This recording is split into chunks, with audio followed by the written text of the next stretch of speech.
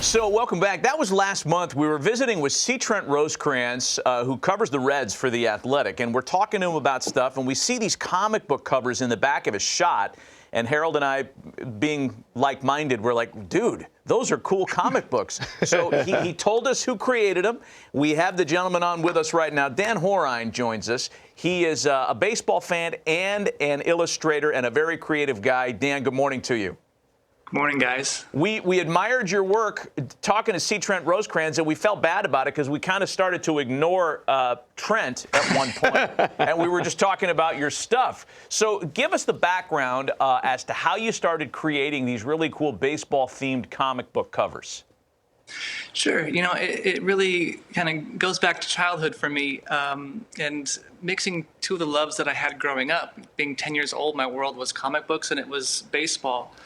And kind of when the COVID happened and we were in lockdown with everyone else, you know, it was kind of one of those things that were born from that, you know, bringing joy and recapturing some of the magic of youth and sharing that with other people.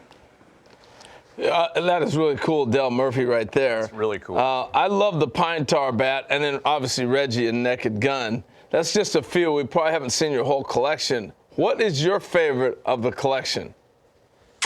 My favorite, well, Dale Murphy is special to me. He was my favorite player growing up. And also the Fernando Valenzuela, El Toro, was really special to me, also from the LA area. But, you know, I research all of these too, so it's not just drawing a nice picture and putting it out there, but I want to include a lot of details that are pertinent to whatever I'm doing, and just the research part of these is brings a lot of joy to me, and I love it, and learning more about Fernando and Fernando Mania and what he meant to many people. It was inspiring to me, and I really enjoyed that one in particular.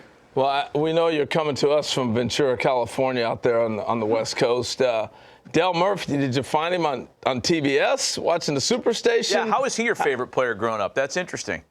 I am a TBS kid. Yep, that is exactly how that happened. And yeah, the only chance I would get to see him is going to Dodger games as a kid. So let me. Do I have this right, Dan? You really kind of ramped this up during the COVID pandemic. This is a relatively new endeavor for you.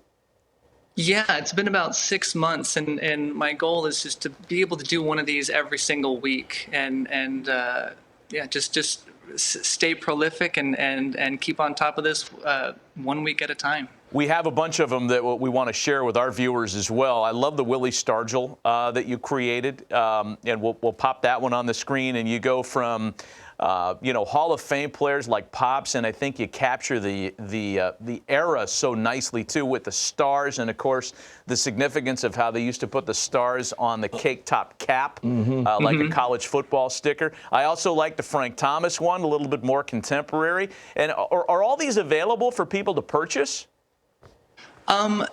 Yes and no. They're available for a moment, really.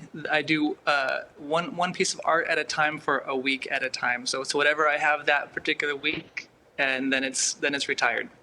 That's awesome. Oh, that's pretty cool. The big hurt right there. That looks like the Hulk. Hey, when does somebody recognize that they have this type of talent? When did you start knowing, hey, I can actually really draw?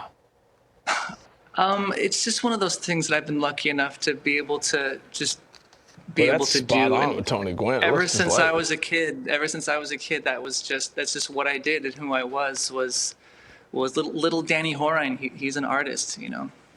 The Nolan Ryan one's super cool too. So I would imagine that, I mean, because you're a baseball fan, you started doing this as a passion project, but you began doing this probably not for baseball, right? What was the first one of these that you did that led you to believe, hey, I can do this and show my work? Well, actually, the first one I did actually was baseball. It was Dale Murphy. No surprise there. But had done one of Dale, and luckily enough, that actually led to a really cool partnership with Dale, which was great, working for my childhood hero. And I got to design a lot of stuff for him. But it was really based on the very first comic book baseball thing I did was of Dale, and they saw it and thought it would be great to work together. Who's any active players that you have lionized in comic book art? Yes, Mr. Mike Trout was my first. Perfect. Is my first active player. Yeah, that's pretty cool stuff. really cool. So there's a lot of kids that watch this show, particularly now during the pandemic. Sure.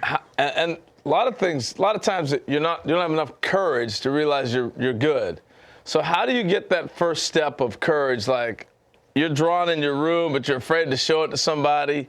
How did you get that first step of courage? You know, it only took me 40 years to figure it out. But I think the realization that it doesn't have to be perfect. It just has to be done. Done is beautiful. And I think if it's not perfect, it stops a lot of artwork from coming out. It stops a lot of artwork from being finished. And so what was really transformative to me and what's behind this whole project is doing it at such a quick clip, one a week, that you don't have time to second guess yourself. You just do it and be done. And so just making yourself do the artwork. Don't wait for it to be perfect. Don't wait for inspiration. That's what's been key for me and really transformative to my art. How long does it take for you to make one of the covers? Probably I would say about 8 hours, maybe. Well, I mean, what you just said applies to, I think, many walks of life, Dan. Like, just do it. Don't worry about perfection. Just do it. Here's the Don Mattingly one. That's really cool. Who are you working on right now? You know what? I don't know yet. Okay. Okay. All right. Was I told something Hot correct? Stove, Do Harold and Matt. we hear that there's something for us in the works? That's the rumor. That's around the hot stove. That's the rumor. Yes. Wow. All right. Hey, so have you partnered with Major League Baseball at all? Look at this. How Look great at is that? That is awesome. Holy smokes. Santa Maria. So good.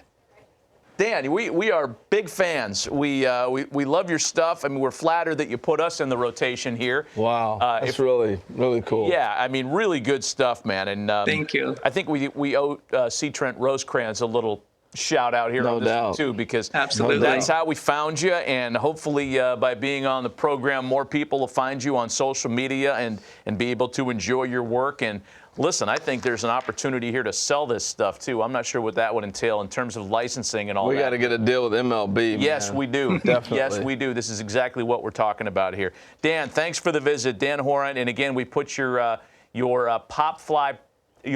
popflypopshop.com web address up for folks. They can look for you on social media. Happy holidays to you. Thanks for visiting with us.